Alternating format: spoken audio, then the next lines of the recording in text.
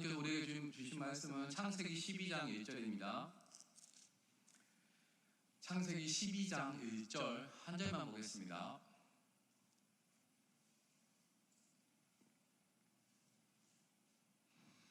함께 합독하도록 하겠습니다. 여호와께서 아브라함에게 이르시되 너는 너의 고향과 친척과 아버지의 집을 떠나 내가 내게 보여줄 땅으로 가라. 아멘. 인생은 믿음의 여정입니다라는 제목으로 말씀을 전하도록 하겠습니다. 먼저 말씀을 전하기 전에 성도분들의 헌신과 수고에 감사하는 말씀을 드리고 싶습니다.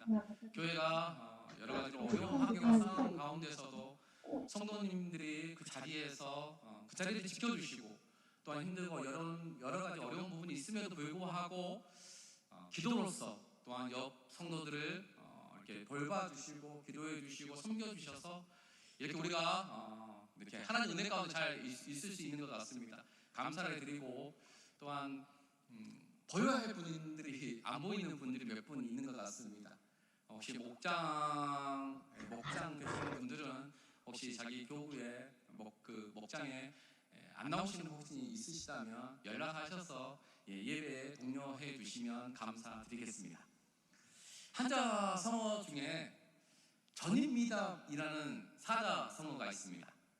이전 사람이 아직 한 번도 밟지 않았다는 뜻으로 처음 가는 길이나 처음 시도하는 행동을 일컬을 때 사용하는 사자 성어입니다.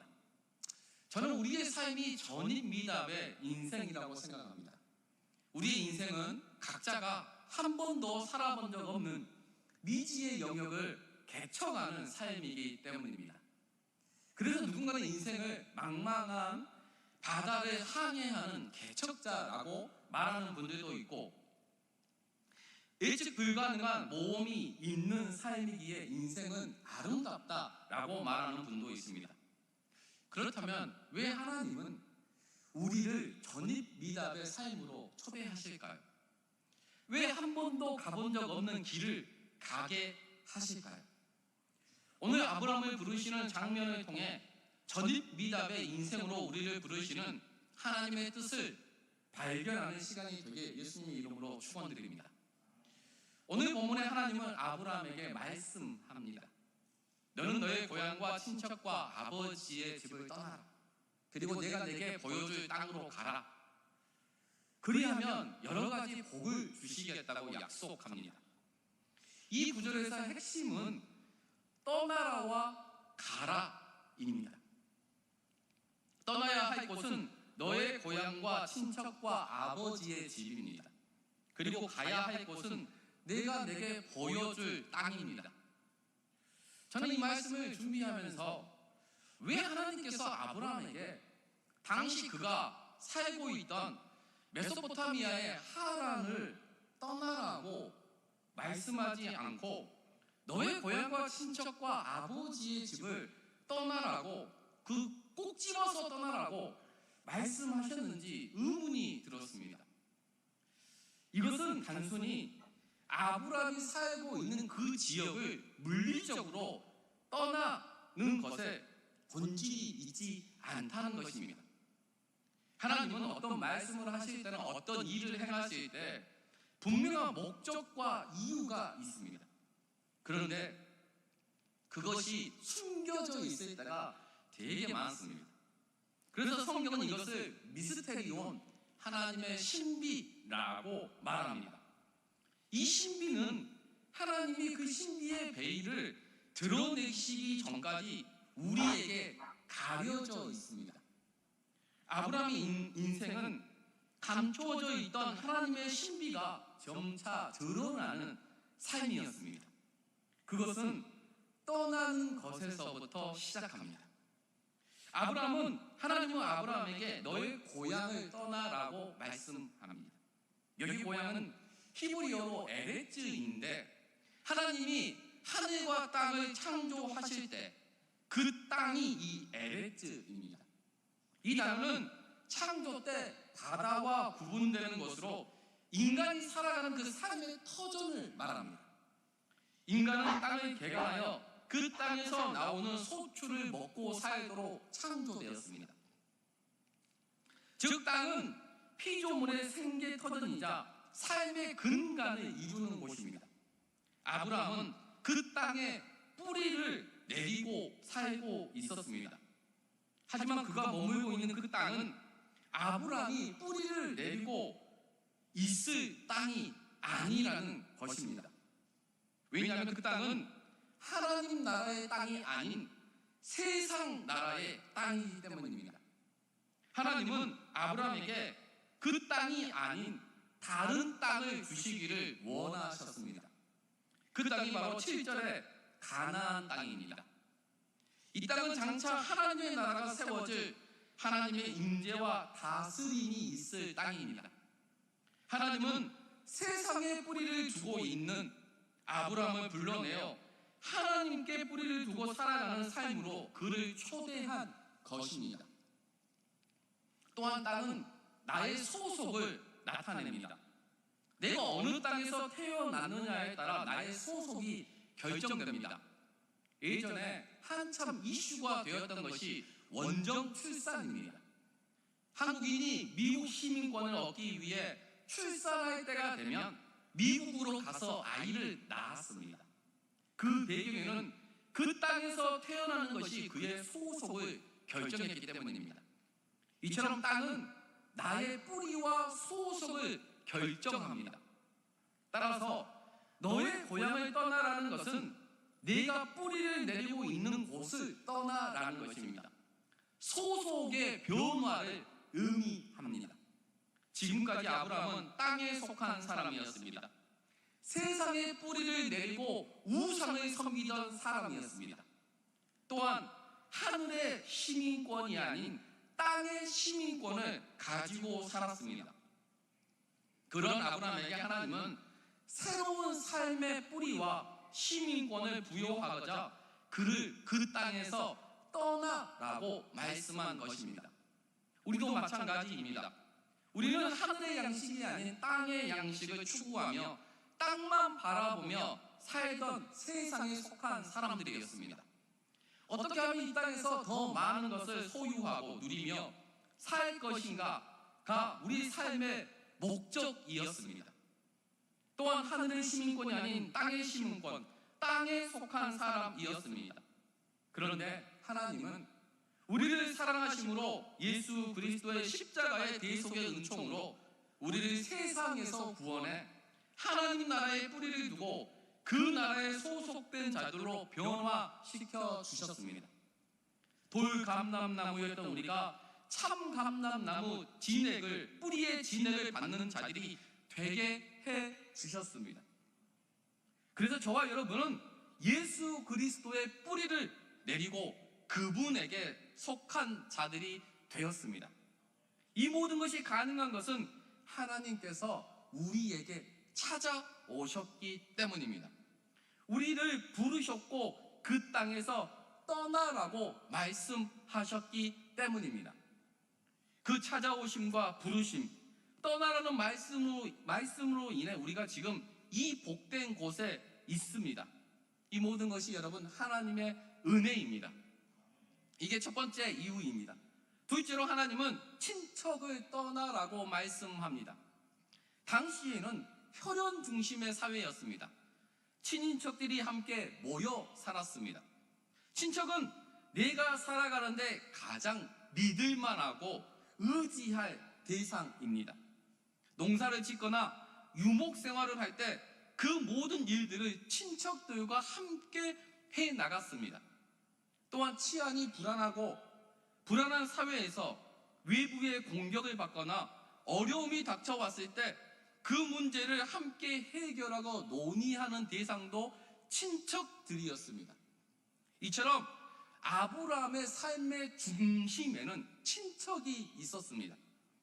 그런데 하나님은 그들에게서 떠나라는 것입니다.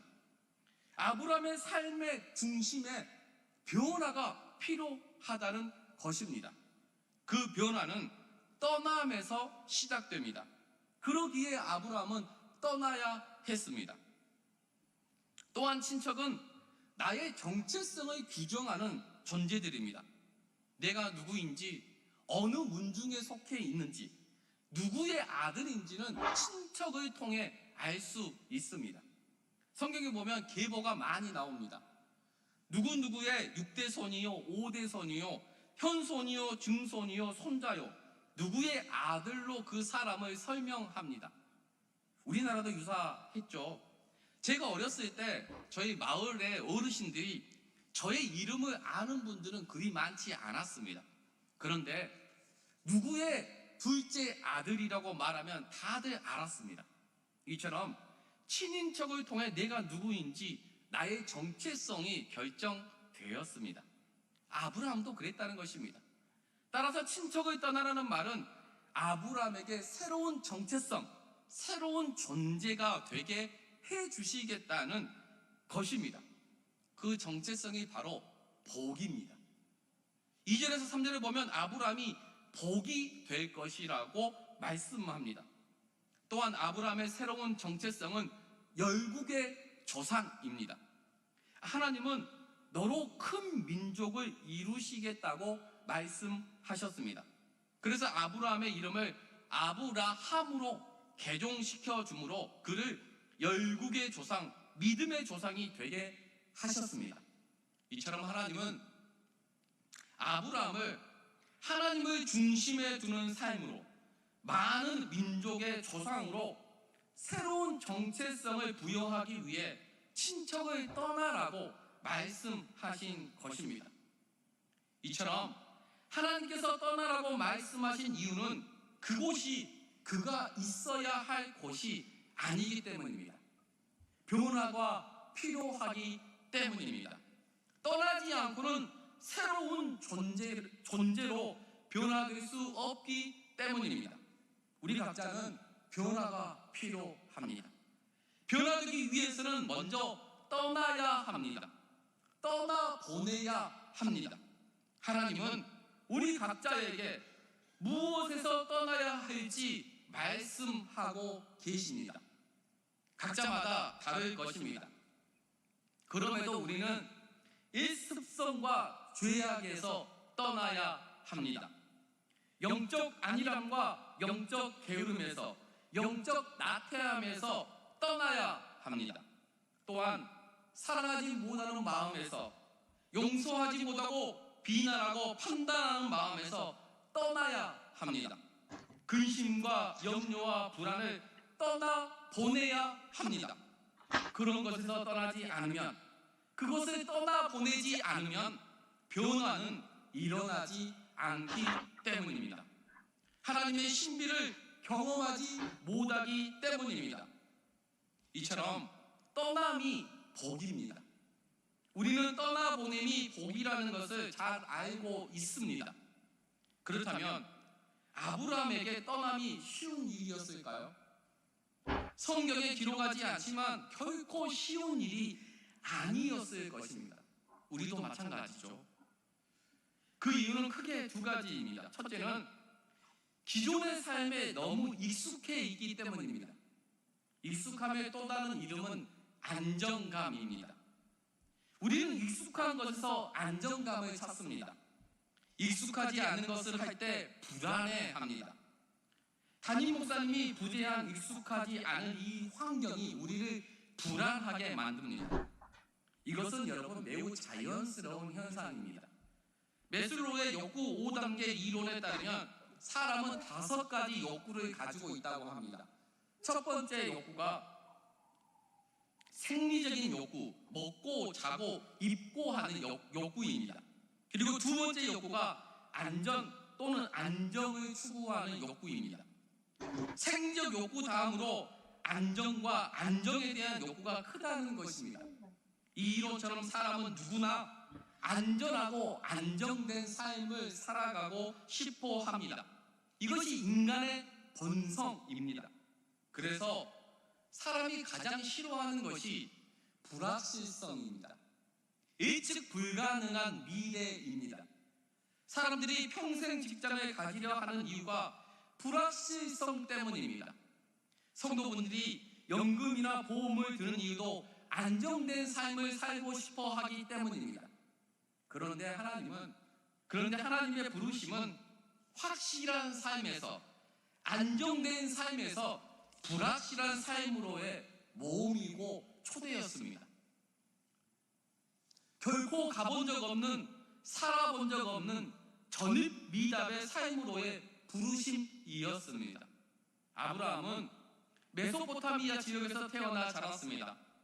그곳의 삶에 매우 익숙했습니다. 당시 아브라함이 거주하는 하란은 상업의 중심지이자 많은 사람들이 왕래하는 교통의 요충지였습니다. 다양한 문화나 발달된 선진 문물들을 쉽게 접할 수 있는 문명화된 도시였습니다. 그곳에서 아브라함은 안정된 삶을 살고 있었을 것입니다. 또한 그곳은 아브라함이 의지할 수 있는 것들이 아주 많았습니다. 그것들은 눈에 보이고 손으로 만질 수 있는 확실한 것처럼 보였습니다.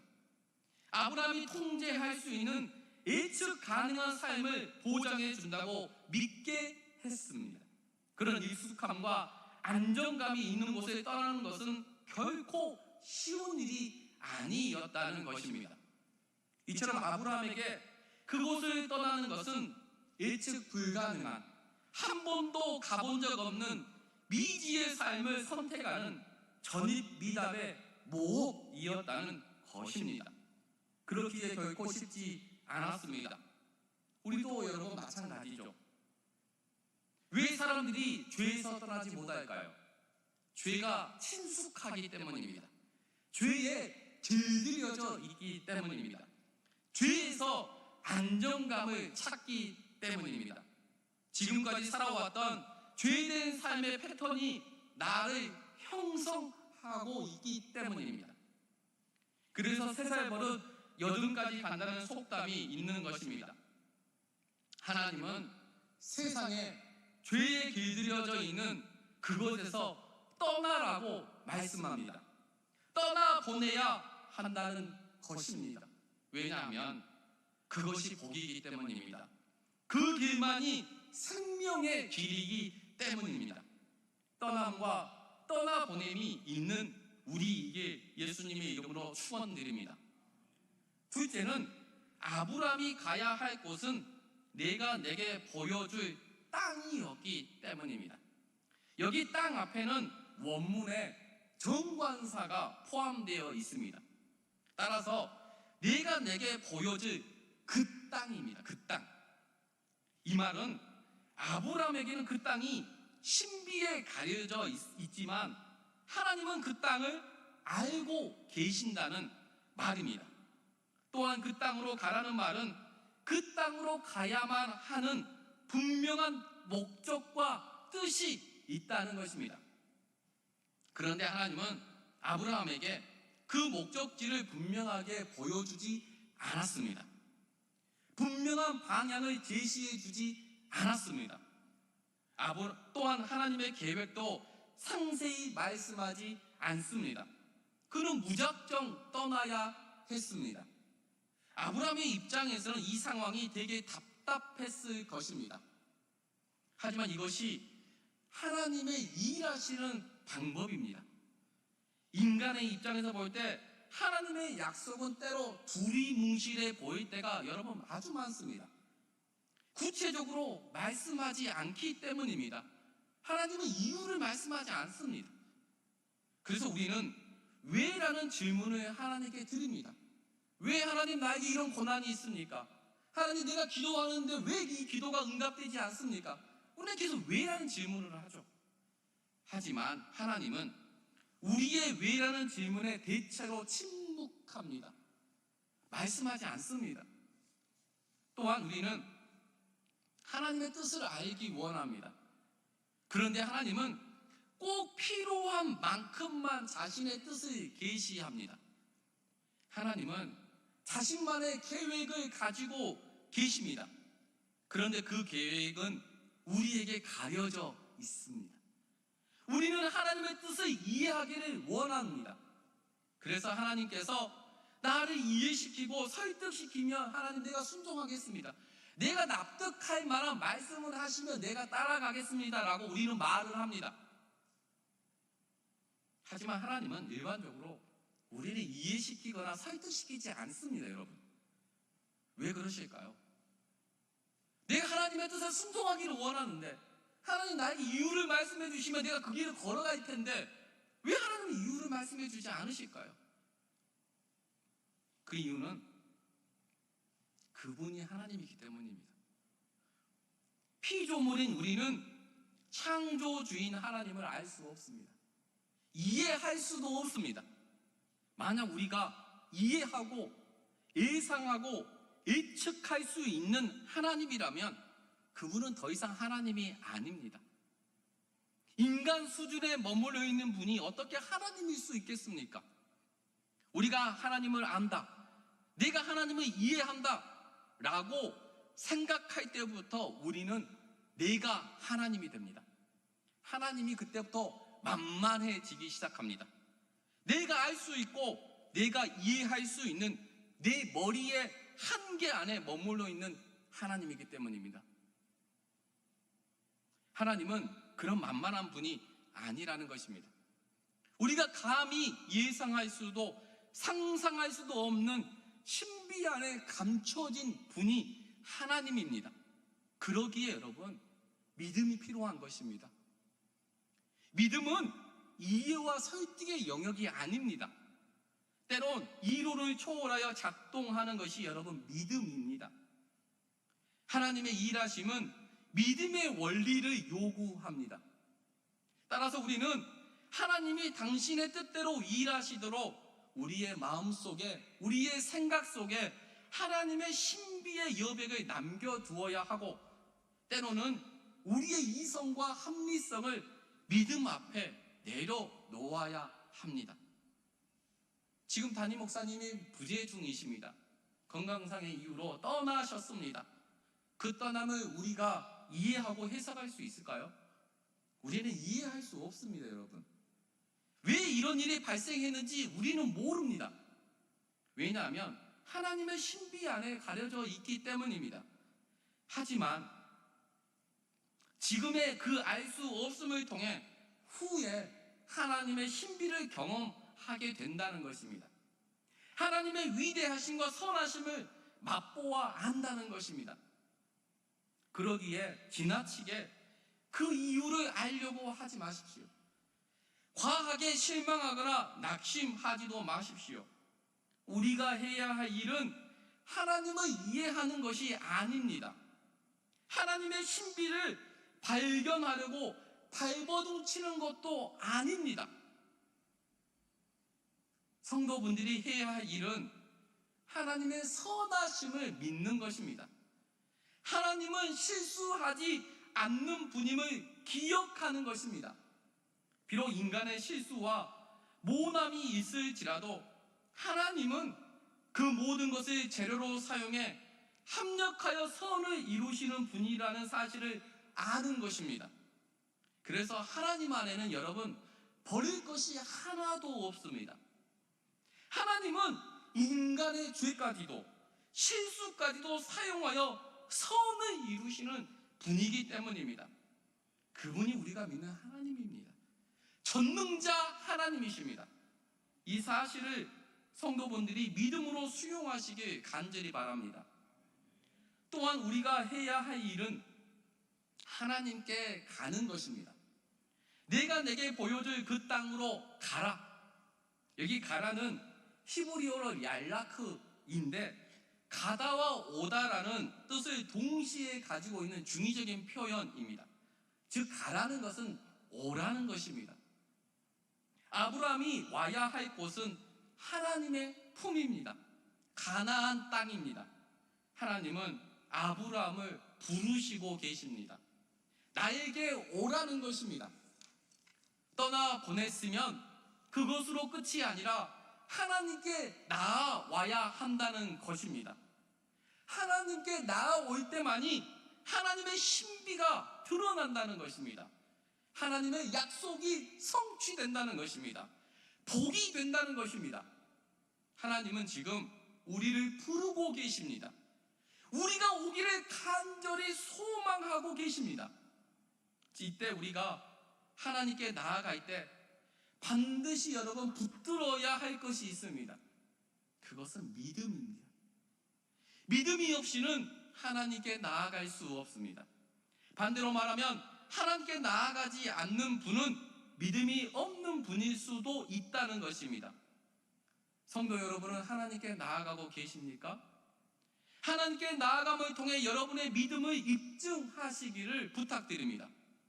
히브리서 11장 6절에 믿음이 없이는 하나님을 기쁘시게 하지 못하나니 하나님께 나아가는 자는 반드시 그가 계신 것과 또한 그가 자기를 찾는 자들에게 상 주시는 이심을 믿어야 할지니라. 하나님은 성도분들에게 분명히 약속합니다. 자기에게 오는 자들에게 상 주시겠다. 하나님을 찾는 자들에게 상을 주시겠다고 약속합니다. 여러분은 이 말씀을 진실로 믿으십니까? 믿는다면 하나님께 나아가시기를 바랍니다.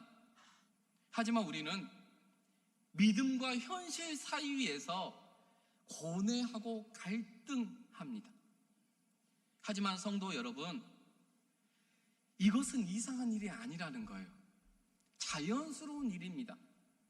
고뇌한다는 것은, 갈등한다는 것은 믿음이 없는 것이 아니라 믿음이 있는 증거입니다. 왜냐하면 믿음은 우리의 본성을 거스르기 때문입니다. 나의 한계를 초월하게 만들기 때문입니다. 하나님은 우리에게 믿을 수 있는 것을 믿으라고 말씀하지 않습니다. 믿을 수 있는 것은 믿음을 요구하지 않는다는 거예요. 믿을 수 있는 것은 그냥 자연스럽게 믿어집니다. 믿음이 필요하지가 않아요. 하나님은 믿을 수 없는 것을 믿으라고 말씀합니다. 그래서 믿음은 바랄 수 없는 중에 바라는 것입니다. 믿을 수 없는 중에 믿는 것이 여러분 진짜 믿음입니다. 로마서 4장 18절에 아브라함이 바랄 수 없는 중에 바라고 믿었으니, 이처럼 누구나 믿어지는 것을 믿는 것은 믿음이 아닙니다. 우리는 하나님의 선하심을 믿어야 합니다. 하나님께 나오는 자들에게 상 주시는 이심을 믿어야 합니다. 성도분들이 해야 할 일은 하나님을 이해하는 것이 아니라 하나님을 믿는 것입니다. 아브라함은 바랄 수 없는 중에도 하나님을 믿었습니다. 말도 안 되는 그 상황 가운데서도 하나님을 바라보았습니다. 믿었기에 떠날 수 있었고 하나님께 올 수 있었습니다. 왔기에 하나님의 신비를, 하나님의 위대하심을 경험할 수 있었습니다. 복이 되었습니다. 지금 우리에게 필요한 것은 믿음으로 하나님께 나아가는 것입니다. 하나님의 선하심을 바라는 것입니다. 자기를 찾는 자들에게 상 주심의 약속을 붙드는 것입니다. 이것이 우리가 해야 할 일입니다. 이제 말씀을 정리하고 마치겠습니다. 지금은 사순절 기간입니다. 하나님은 우리를 죄에서 구원해 영원한 하나님 나라 백성 삼아 주시기 위해 예수님을 떠나 보내셨습니다. 그 떠나 보냄이 우리를 구원했습니다. 그렇다면 우리는 무엇에서 떠나야 할까요?